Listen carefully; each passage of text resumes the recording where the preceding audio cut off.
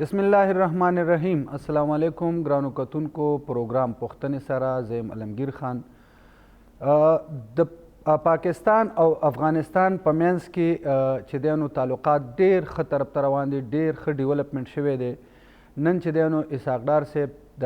زموږ چې پاکستان کوم وزیر خارجه دی، نائب وزیر اعظم دی، د هغې د چاینا د دورې نه پس او اوورال چې کوم سچویشن دی په هغې باندې نن خبرې کړي دي او هغوی ویلي دي چې په چاینا کې تقریبا موږ په دې نتیجه رسېدلي وو، هلته په دې باندې مشاورت پوره شوی د افغانستان د تسلیمولو حوالې سره او هغې کې چې کوم لومړنی سټپ دی نو هغه د هغې سره چې کوم سفارتي لیول باندې کوم تعلقات وو چې کوم هلته ناظم الامور د هغې ته د سفارتي یعنې د سفیر درجه سفیر ته اپګریډ کولو. خو چې څومره اخوا د افغانستان سره زموږ تعلقات سیوا کېږي نو دې خوا بل طرف ته چې کوم دشمن ملکونه دي چې چانه دا تعلقات چې دي د افغانستان سره چې کومه د پاکستان یو ورورولي دا نو هغه چې ده نو دا د دې ملکونو نه هضمېږي. دا کوم ملکونه دي دا هم موږ ته معلوم دي، تقریبا په دې باندې هم ډېرې خبرې چې انډیا ده او دویم د هغې سره اسرائیل دی. دا وخت موږ سره د ټلیفون په لاره باندې سابقه ریټایر ایر کموډور حسن خالد چشتی صاحب موږ سره موجود دی. د هغې نه به په دې باندې چې دی نو هغې نظر به په دې اخلو. خالد صاحب آپ کو آواز آ رہی ہے ہماری؟ جی السلام علیکم. جی مجھے آواز آ رہی ہے. وعلیکم السلام سر، بہت شکریہ ٹائم دینے کے لیے. ایک تو یہ ہے کہ پاکستان اور افغانستان کے درمیان تعلقات میں بہت بہتری آئی ہے، اور ابھی تو آج جو اسحاق ڈار صاحب نے بیان دیا ہے کہ بس یہ ہم تقریباً اس پہ یہ طے ہو چکا ہے کہ افغانستان کو تسلیم کرنا ہے، کب کرنا ہے یہ تو انہوں نے نہیں بتایا، لیکن اس سے لگتا ہے کہ جلد ہی یہ عمل بھی مکمل ہو جائے گا. لیکن جس طرح ہمارے افغانستان کے تعلقات میں مطلب بہتری آ رہی ہے تو دوسری جانب دہشت گردی کے واردات جو ہے وہ بڑھ رہے ہیں، جو ہم پراکسی وار کہہ رہے تھے اس میں اضافہ ہوا ہے. تو یہ کون سے ممالک ہے جس سے یہ ہضم نہیں ہو رہی ہماری اور افغانستان کی یہ دوستی؟ جی بہت بہت شکریہ آپ نے مجھے انوائٹ کیا بات کرنے کے لیے. دیکھیے یہ دنیا میں جو نیبرز ہوتے ہیں چاہے وہ اچھے ہوں یا اتنے اچھے نہ ہوں، ان کا اسٹیک جو ہے وہ ایک دوسرے کے ساتھ اور طرح ہوتا ہے، اور جو دنیا کے باہر کے ملک ہوتے ہیں جو دور پرے کے ہوتے ہیں ان کا اسٹیک اور طرح کا ہوتا ہے. پاکستان کے پاس ظاہر ہے چوائس، یا آپ نیبر بھی نہیں بدل سکتے، اور آئیڈیل ہے کہ آپ اپنے نیبر سے اچھے تعلقات رکھیں. انڈیا کے ساتھ بدقسمتی سے ایسا نہیں ہوا، پاکستان کی پوری کوشش کے باوجود پچھلے 78 سالوں میں آپ نے دیکھ لیا. لیکن افغانستان ہمیشہ ٹریڈیشنلی ہمارے ساتھ کوئی ہاسٹیلٹی یا ناراضگی یا ہمارے کمپلیکیٹڈ ہمارے تعلقات ان سے نہیں رہے، اور یہ بالکل ہمارے حق میں ہے. پاکستان چھوٹا ملک ہے، ہماری اکانومی اتنی اسٹرانگ نہیں ہے، پولیٹیکلی ہم اس طرح اسٹیبل نہیں ہیں، تو ہم ٹو فرنٹ محاذ ویسے بھی افورڈ نہیں کر سکتے کہ کھلے رہیں اور ہم دو طرف کی ٹینشن رہیں، اور ایک طرف ادھر بھی سیکیور کریں اپنے بارڈر کو اور ویسٹ سائڈ پر بھی سیکیور کریں. تو یہ بہت اچھا قدم ہے، جہاں تک تو یہ ہے بہت اچھا انیشیٹو ہے، اور جو افغانستان کی گورنمنٹ ہے اس کی طرف سے بہت اچھا جیسر ہے. پاکستان سے بھی یہ کلوزنس جو آئی ہے یہ اپریشیٹ کی جانی چاہیے، کیونکہ ہمارے لیے ہندوستان ہی کافی ہے. وہ ہم سے 4-5 گنا بڑا ملک ہے، اکانومی میں ڈیفنس بجٹ 11 گنا بڑا ہے، پاپولیشن اس کی ہمارے سے 8-10 گنا بڑی ہے. تو اتنا کچھ دیکھنے کے باوجود ہمیں یہ تو ایک تو پازیٹیو قدم ہے. لیکن ظاہر ہے پاکستان کے جہاں تک مفادات ہوں گے، بہت سارے ممالک ایسے ہوں گے جن کے ہمارے سے نیشنل انٹرسٹ کانفلکٹ کریں گے. ایک ہندوستان ہو گیا، اور ضروری نہیں ہے کہ آپ کے صرف نیبر ملک جو ہوتے ہیں ان کے مفادات آپ سے کلیش کرتے ہیں. جو ملک آپ سے بہت دور، ہزاروں میل دور بیٹھے ہیں، جن کا ہندوستان کے ساتھ مذہب بھی نہیں ملتا، جن کا اپنا کلچر بھی نہیں ملتا، جن کی لینگویج نہیں ملتی، ان کی بھی نیشنل انٹرسٹ ہندوستان کے ساتھ مل جاتی ہے، کیونکہ وہ چاہتے ہیں کہ پاکستان ڈی اسٹیبلائز رہے، یہاں پہ اکانومی اچھی نہ ہو، یہاں لوگوں کا بھلا نہ ہو، یہاں پہ ٹریڈ نہ ہو سکے. افغانستان کے دوران ٹریڈیشنلی آپ دیکھیں ہسٹوریکلی میری خود اپنی پشاور میں پوسٹنگ رہی ہے 3-4 سال جب میں ایئر فورس میں تھا،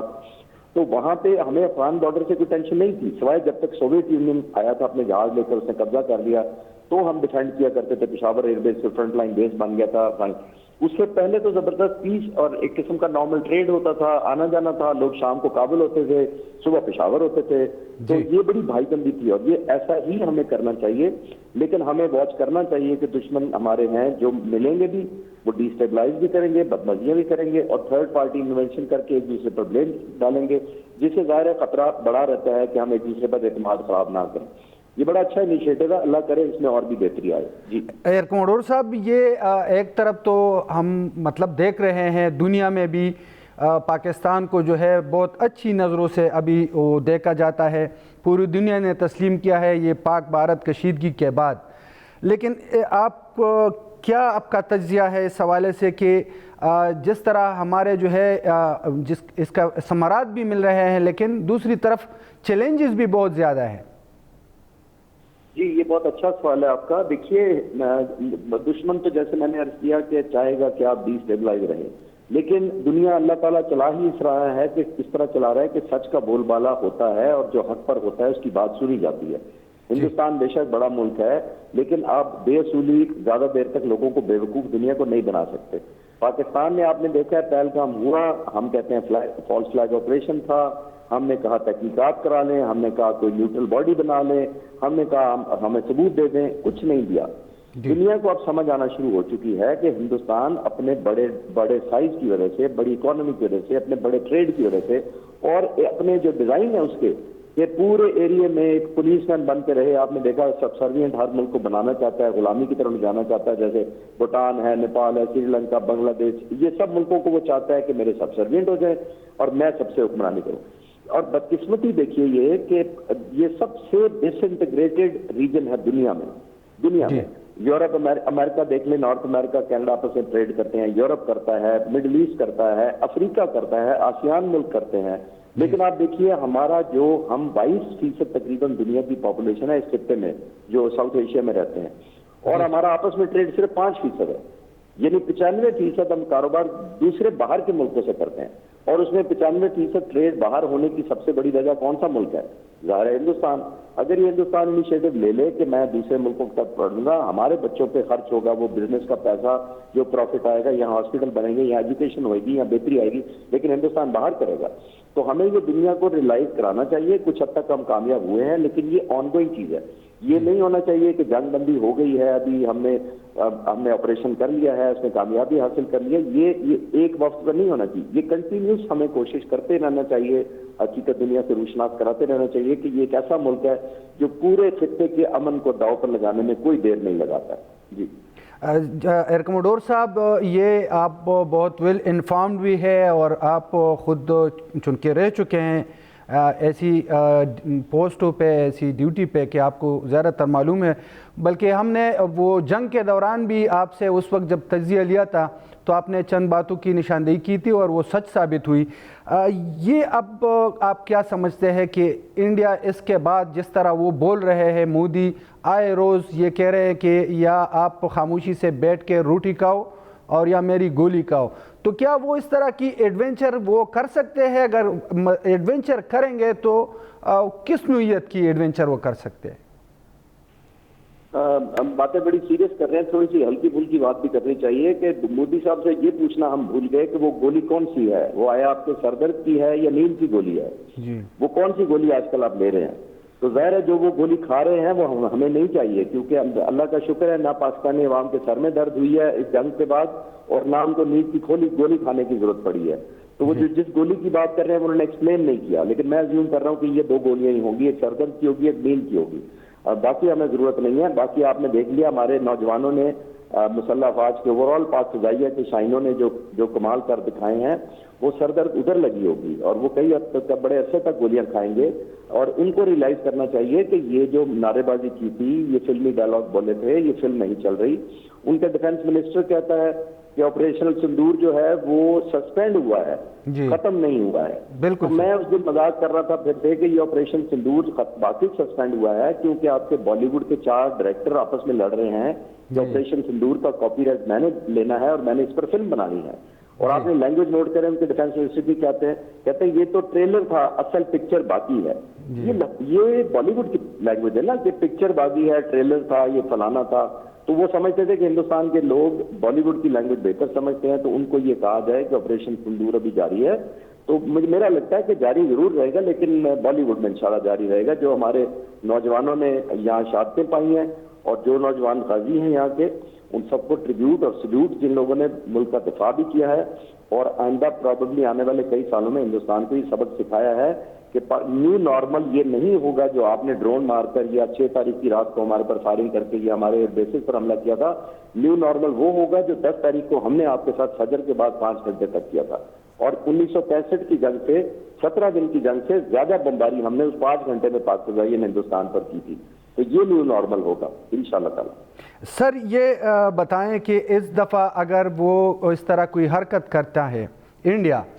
تو آپ سمجھتے ہیں کہ یہ جنگ پھر وہاں سے شروع ہوگی جہاں پہ ختم ہوئی تھی؟ جی آپ نے بالکل صحیح کہا ہے کہ جنگ شروع کرنے سے پہلے دیکھیے, میں کیپیبلٹی وائز تو ہندوستان کا جنگ شروع کرنے کا کوئی کمی نہیں آئی ان کی صلاحیت میں. ان کی صلاحیت موجود ہے, ظاہر ہے 6-7 جہاز صرف مارے ہیں 900 میں سے, لیکن ان کے جو فوج کا مرائل ہے, میں آپ کو عرض کرتا چلوں, مرائل بہت لو ہے. لو کس لیے؟ وہیں سے شروع کیسے کریں گے؟ یہ ہندوستان جو اس سے بھی نیچے شروع کرے گا جس پوائنٹ پر انہوں نے چھوڑی تھی. کیوں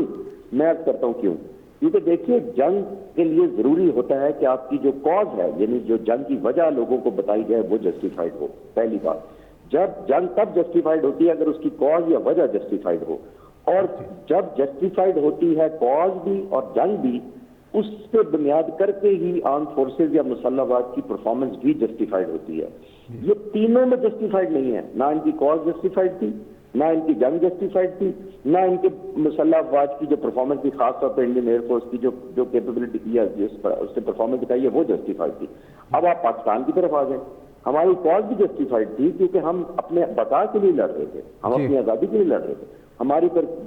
اگر کاز جسٹیفائڈ ہے تو پھر ہماری جنگ بھی جسٹیفائڈ تھی, اور آپ نے دیکھا ہماری مسلح افواج کی کارکردگی بھی جسٹیفائڈ تھی. انشاءاللہ تعالیٰ اگر اللہ کرے ایسی نوبت نہ آئے, لیکن ہندوستان میری نظر میں فرنٹ پہ آنے کے ڈرپوک ڈرے گا. وہ یہ پراکسی وار جو آپ دیکھ رہے ہیں, مجھے بڑی ہمدردی ہے, میرا بڑا ٹینیور رہا ہے پشاور میں بھی, تو اللہ آپ کا شہر بھی بڑا خوبصورت ہے, میری کوئٹہ پوسٹنگ رہی ہے, تو اتنے لوگوں کے اوپر یہ جو پراکسی وار, جو ٹیررزم کی وار ایک دوسرے پر تھوپنا, انشاءاللہ تعالیٰ ادھر بھی منہ دکھائے گے کیونکہ ہمارے لوگوں میں ریزالو بڑا ہے, ڈٹرمنیشن بہت ہے. تو ایک وقت آئے گا کہ ادھر بھی شکست اس کو ہوئے گی, اور وہ کنکلوڈ کر لے گا کہ نہ وہ چھپ کے لڑ سکتا ہے, سامنے آنے کا تو آپ نے دیکھ لیا. اگر ہم ان کی زبان میں بات کریں, اگر وہی جو وہ کہہ رہے ہیں کہ یہ ٹریلر تھا اور پکچر ابھی باقی ہے, تو ہمارے لیے اگر یہ والا ٹریلر تھا تو یہ تو ہمارے لیے بہت اچھا ہے کہ اگر یہ ٹریلر ہے اور اس کا پکچر آئے گا تو وہ تو اس سے بھی بہت پھر مزناک ہوگا. کیا سمجھتے ہیں سر؟ میں بالکل یہی سمجھتا ہوں کہ ہمارا بھی یہ ٹریلر ہی تھا, اصل پکچر ہماری بھی ابھی باقی ہے. یہ میں آپ کو شور کرا سکتا ہوں, جتنی میں پاک فضائیہ کی کیپیبلٹیز کو جانتا ہوں, جتنی موٹیویشن کا لیول ہے, جتنے ہمارے پائلٹس اور باقی جو لوگ ٹرینڈ ہیں, تو انشاءاللہ تعالی ہمارے پوائنٹ آف ویو سے بھی یہی میسج جانا چاہیے کہ یہ پکچر نہیں تھی, پکچر ابھی آنی ہے. اگر آپ نے دوبارہ شروع کی, اگر آپ کا ٹریلر سے دل نہیں بھرا, تو انشاءاللہ تعالی پکچر اس سے زیادہ خطرناک ہوگی ان کے لیے. سر یہ آخری ایک سوال, کیونکہ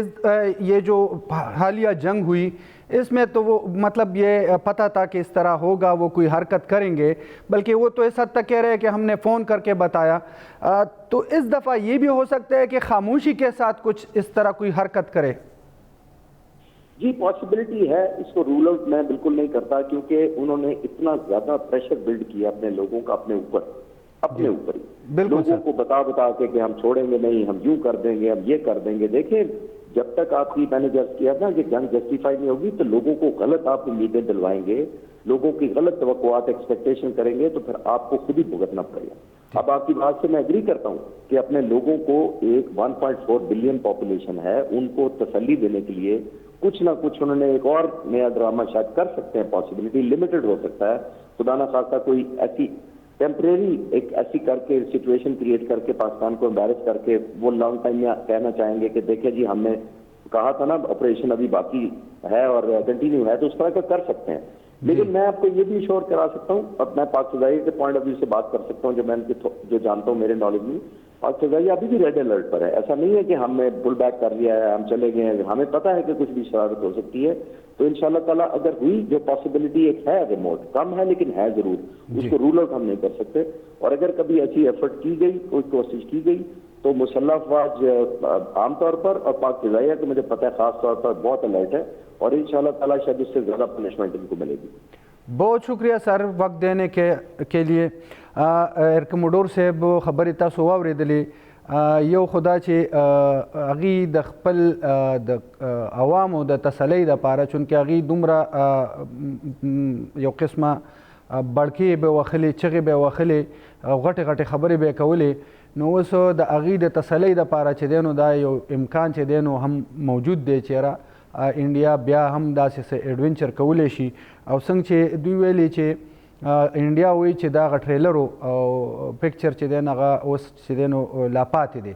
نو موږ وایو که دغه ټریلر خو ډېر مزیدار و د پاکستان ته خوند واخیستو د پاکستان عوام چې دي نو په هغې باندې یوم تشکر مناو کو جشن یې مناو کو نو که دغه شان د دې دا پکچر هم دغه شاني نو پته نشته چې بیا به د انډیا کم حالي موږ چې دی نو نور موضوعات او خاص کر دې سره تړلې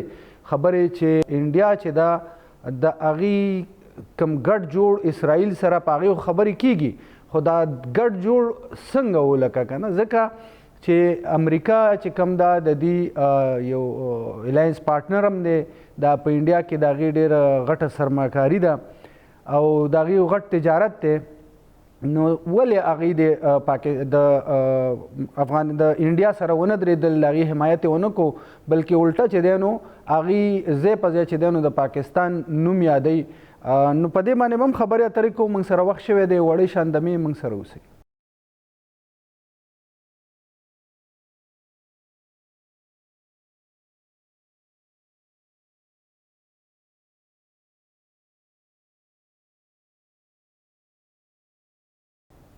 جی ګرانو کتونکو پروګرام کې یو ځل بیا تاسو ته هرکلی وایو دا خبرې خو کیږي چې ټرمپ چې دی نو د انډیا حمایت ونه کو خو ولې ونه کو د دې که موږ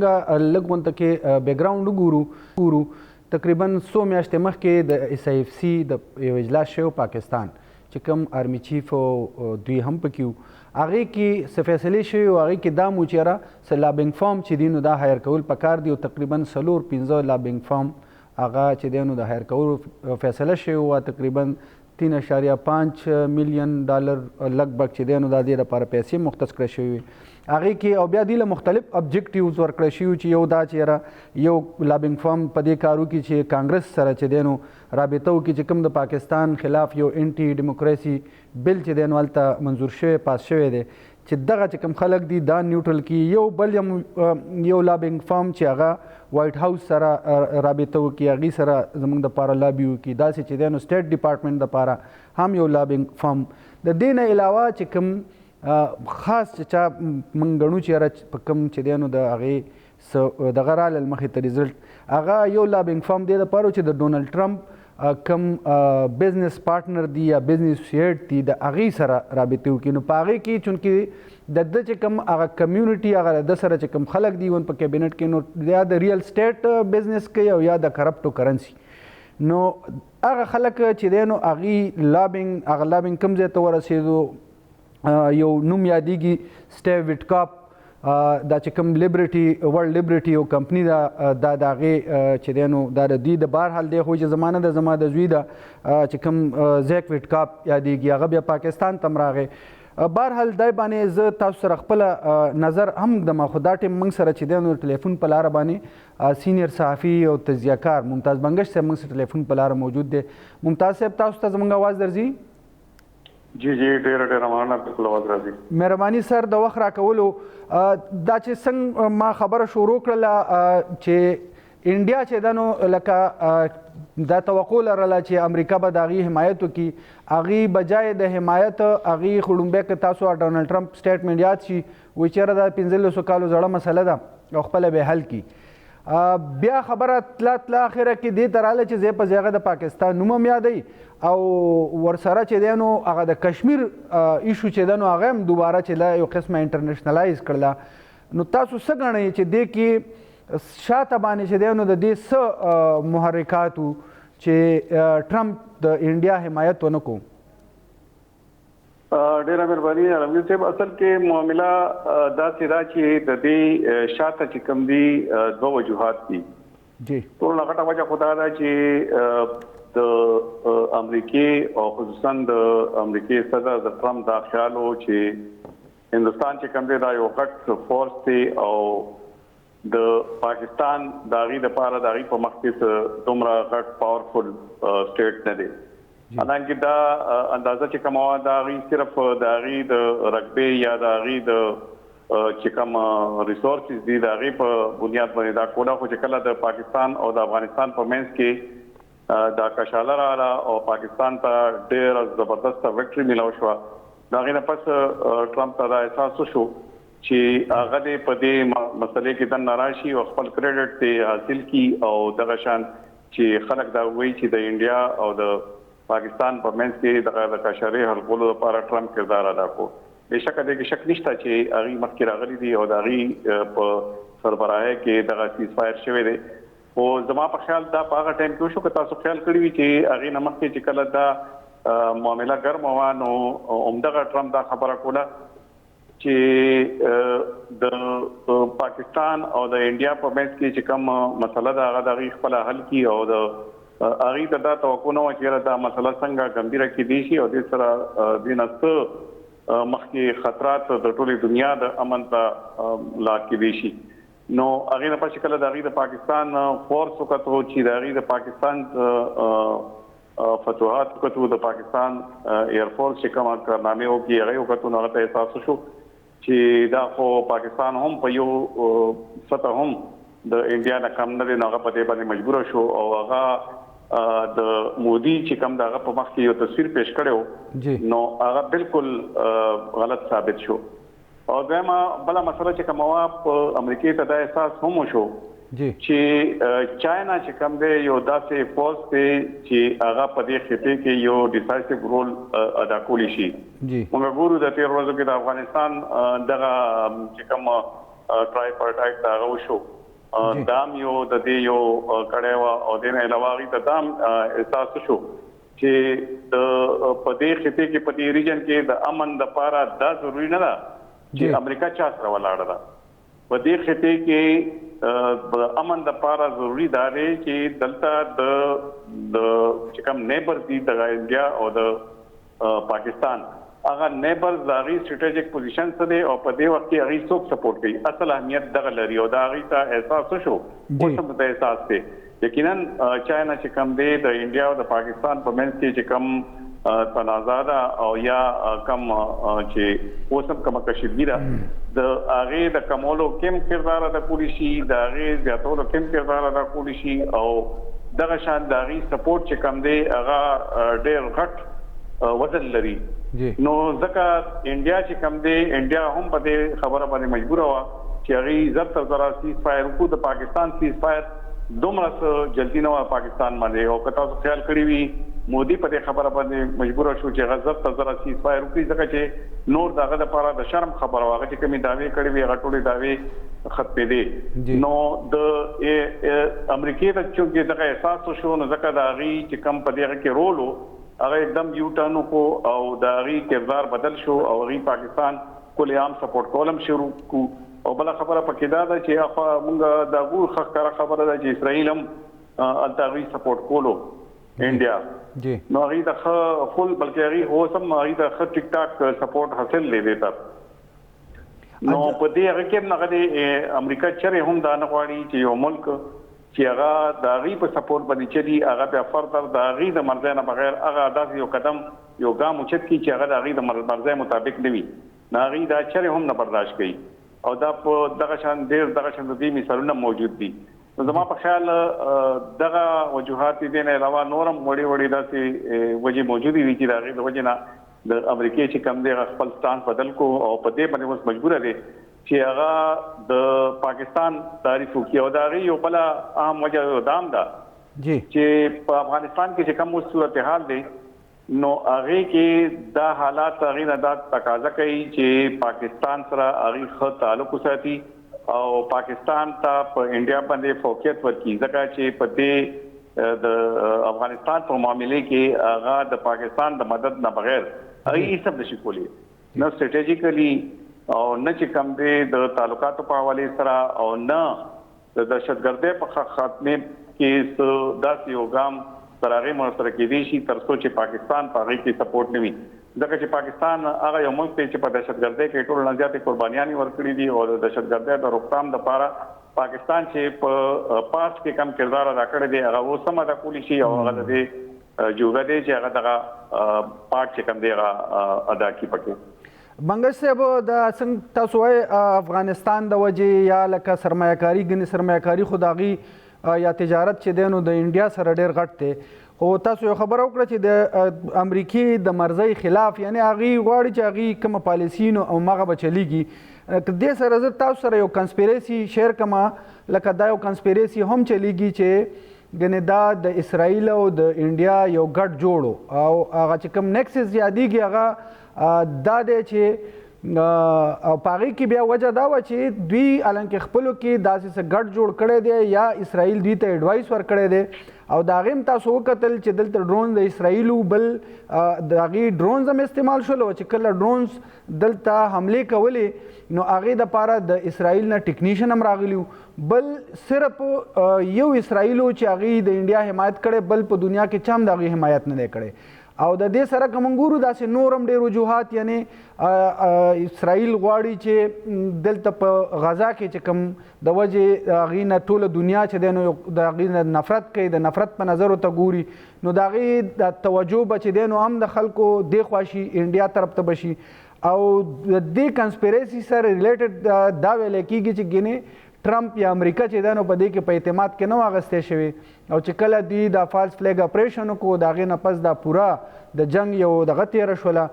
نو ځکه ټرمپ چې دی نو هغه ټیم کې دی نه ځان یو قسمه سایډ ته کو او ویل چې دا 1500 کاله یا زړه مسله ده ویل دا به دوی خپلو کې حل کړي بیا چې کله نیوکلیر دغه ته خبره راله نو هغې مداخلت وکړو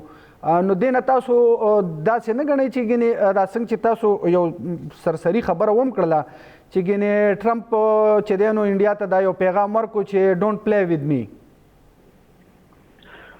بالکل رمزي دا تاسو خبره بالکل 100% صحیح ده او دغه د کانسپیریسي تیوري چې کومه ده دا خو اوس بالکل دا ثابته شوې ده چې دا تیوري چې کوم دی عملاً موجوده او د هغې ثبوت تام دی چې د هغې چې کومې طریقې سره اسرائیل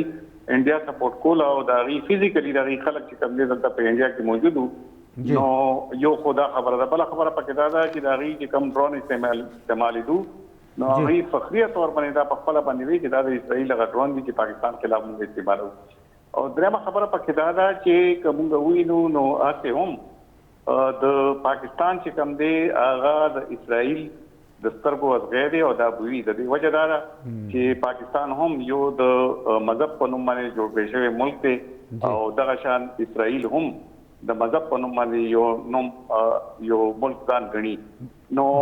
دې حالاتو کې دا تاسو کوم خبرو کا چې امریکای په اعتماد کې نه واخیستې بالکل دا صحیح ده او دا غي اعتماد کې نه واخیستې چونکې غي خدان ته یو سپر پاور وي نو د سپر پاور لپاره دا خبره کول چې زما د اعتماد نه بغیر زما یو الای چې کوم دی زما یو چیزې سپورټ کوما نو هغه یو داسې ګام پورته کوي نو هغه غي ته قابل قبول نه وي ځکه چې پاره کې هغه نظر انداز شوی وي نو ځکه په شروع کې خو هغه چې کله دا هغه کا واضح شو چې انډیا چې کوم دی په خپل باندې د اسرائیل په مدد سره دغه پاکستان باندې حمله کوي او نور هم دغه جاري ساتل غواړي نو هغه چې خپل سپورټ چې کوم دی دا وډرا کو او دغه سپورټ چې څنګه وډرا شو نو مورلی هم او دینه علاوه سایکولوژیکلی هم نفسیاتي طور باندې هم انډیا باندې دا ډېر اثر وشو که تاسو خیال کړی وي چې کله دا ټرمپ دا وایي چې دا غوښتنه مسله ده او دا د خپل منځ کې حل کی او دغه ټیم کې چې کله بیا دا زموږ د حالات هم ورځ په ورځ باندې خرابېدو نو په هغه ټیم کې د انډیا حوصله مخکې نه خرابه شوې وه ځکه چې د هغې خو دا خیال و چې امریکا به هغې ته که نور څه نه وي کم از کم مورل سپورټ په ورکوي او د ټرمپ یو بیان هم په هغه ټیم کې ډېر وزن لرلو که هغه د انډیا په فیور کې راغلی و بالکل خو چې کله هغې ته دا پته ولګېده چې هغې خو موږ نه وډرا شو او ټرمپ چې کوم دی بجای دی چې د انډیا سپورټ کې څه بیان ورکړي هغې خو یو داسې نیوټرل غوندې سټیټمنټ ورکړو چې هغه خو د انډیا په فیور کې بالکل نه و لکه دا عمودي سوچ نه کولو نو دا ټوله د اساسو خبره بالکل هغه صحیح ده چې په هغه ټایم کې تر هغه پورې د انډیا چې امریکا چې کومه ټرمپ تر هغه پورې غلې او تر څو پورې چې هغه دغه حالات نو کتلی چې کله چې هغه د پټولې کې چې نه صرف د پاکستان ته اپر هینډ حاصل دی بلکې دلته نه په دی ریجن کې چې انسټیبিলিټي دا غم زیاتې دي شي او د نیوکلیر چې کوموار دی دا غي خطرات هم مخې تراتلی شي نو په دې خبره باندې مجبور شو چې هغه انډیا سره هم خبرو کی او پاکستان سره هم خبرو کی او اوس دغه حالات او دغه وجه دا چې هغه د پاکستان طرف ته جوکاو چې کم دی نسبتاً زیات دی اگر چې زدانه ما چې هغه په روان وختو کې د انډیا خلاف پاکستان سپورټ کوي او کم از کم چې موجوده کوم حالات دي چې کوم د خلکو د خیالو چې چونکی اغي سره د اغي بزنس ریلیشنز دي یا سټریټیک پارټنر هم دی جی بالکل ایگزیکټلی دغه شک نشته خو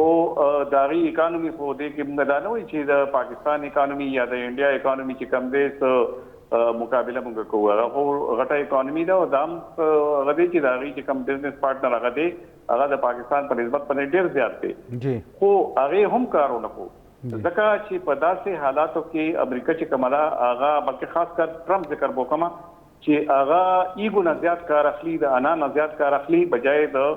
زیات د سوچ تا یا دغه د بزنس مایند لکه چاینا چې کوم دي زیات تر تاسو سوچ کوي چې هغه کې د هغه اکونومیکلی چې کوم فائدہ وي هغه پکې وي او د نه علاوه د هغه بارډر سکیور وي خو د امریکا په د بارډر سره خبره نشته ځکه چې هغه ډېر لږه پراته ده او د هغه د اکانومي چې کوم دي د یو انډیا په بزنس هغه باندې ځکه سر نه ورځي چې هغه ډېر غټه اکانومي ده او بل خبره پکې ده چې دا د انډیا هم مجبوري ده چې امریکا سره چې بزنس ریلیشن یې جاری وساتي نو هغه پدې هغه کې هغه ډیسکنټینیو کول نشي ځکه چې پدې کې د انډیا نقصان دی نو دا دغه وجوهات ځکه پدې کې پدې لار کې سره رکاوټ جوړ نشو او ټرمپ هغه خبرو وکړه چې دا زړه غوښتل او سم دغه حالات چې کوم دي هم دغه شان روان دي او زما په خیال پدې را روانو حالاتو کې بم دا غي پرسنټ کې سفر اکثر راځي ٹھیک ډیر مننه بنګش صاحب د وخت راکولو ممتاز بنګش صاحب خبرې تاسو واورېدلې او څومره اوس چې دی نو په دې کې نوې خبرې راځي معلومات راځي نو داسې لګي چې بس د انډیا او د اسرائیل ګډ جوړ دی څنګه چې انډیا پاکستان ته په چرته په خستر ګونې کتلی چرته د دې د فائدې مطلب هر وخت چې دی نو دلته د پاکستان د نقصان او دلته د ترهګرۍ په دا کې هم دغه شان اسرائیل چې دی هغې هم چې د پاکستان د هغې په سترګو کې وازغی دی ګرانو کتونکو موږ سره وخت شوی دی وړې شاندمې موږ سره اوسئ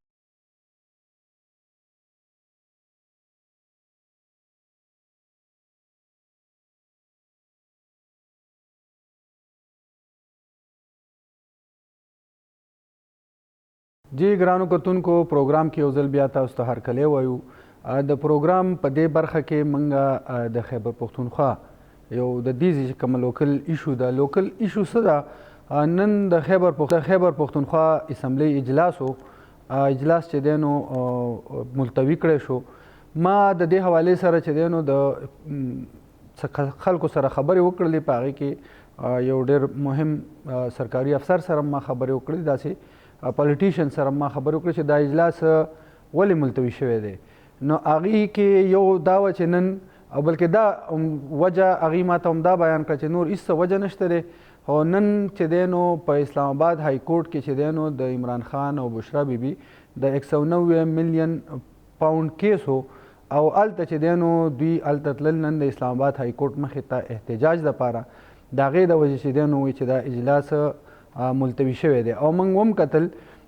په فوټیج کې په ویډیوز کې تاسو به کتلي د اسلام آباد های کورټ مخې ته چې دی نو هلته زموږ چې کوم د صوبې قیادت دی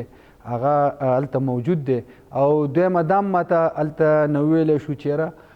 د اجلاس دویمه دغه دام د هم سره د دې چونکې بنیادي وجه همدا وه چې دوی اسلام آباد ته تلل